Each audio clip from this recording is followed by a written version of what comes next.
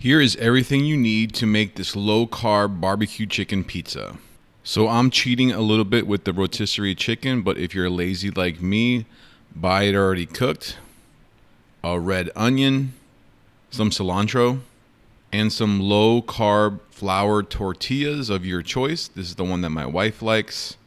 Some Mexican 4-cheese blend, Sweet Baby Ray's barbecue sauce, and completely optional but recommended, some ranch. When chopping up your red onion, the most important thing is to make sure that the slices are super thin so it cooks through in the oven when you're making your pizza. I'm using a knife, but if you have a mandolin, that probably would work better. So as you can see here, this is what I'm talking about when I say thin. You almost want them to be translucent. You can see right through them. That's how thin you really want them. Not every single one I did was that thin, but do your best.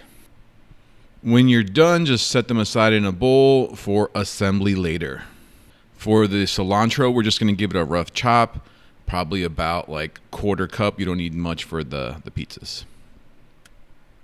Now, if you're lazy like me, you might want to go this route. Instead of actually making the chicken, I just bought a rotisserie chicken.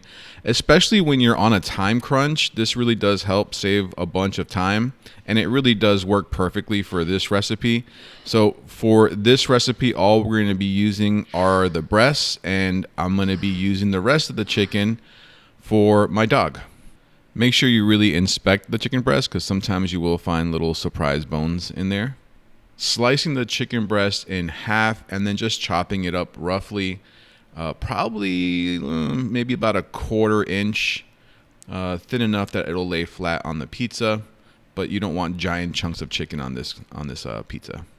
Now we're done chopping it up. We're going to put it in a bowl, set it aside for assembly later. The first step in getting these pizzas prepared is to brown the tortillas. It's going to be roughly around 30 seconds on each side if you have a hot pan. The first one I did here, the pan actually was not hot enough, so it took a little bit longer, but once the pan is nice and hot, should take about 30 seconds on each side. Here's how you can tell it's almost getting ready. You can see the tortilla actually puffing up. I have no idea why it does that. Probably something to do with the heat and the steam inside of it. I have no idea, so don't even ask. But that's how you know it's kind of getting to the point where it's done. Keep on checking it. Make sure it's not overly browned. That looks good, really good to me.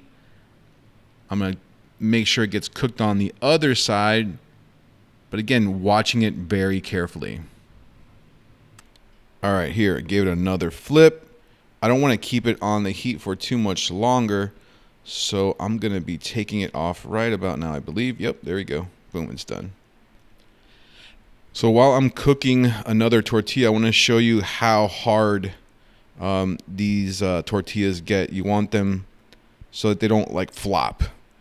You want it to be like a cracker. So if they're like that, when you're done, you're good to go.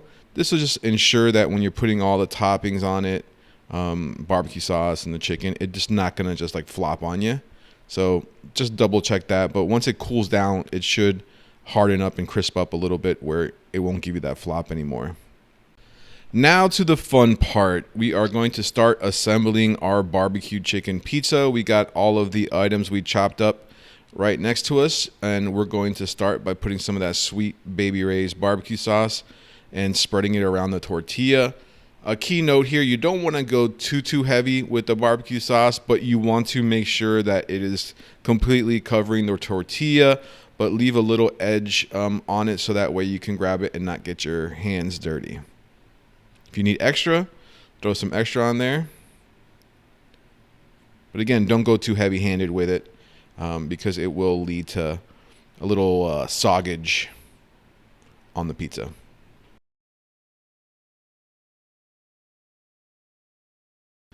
Next, we are going to add our Mexican cheese blend. I mean, you can use whatever you want, mozzarella or whatever other cheese if you want to get fancy with it, but this is the cheese that I chose. Now we're going to spread around the chicken breast. You don't have to be a perfectionist with it. whatever works. Add some of your onion.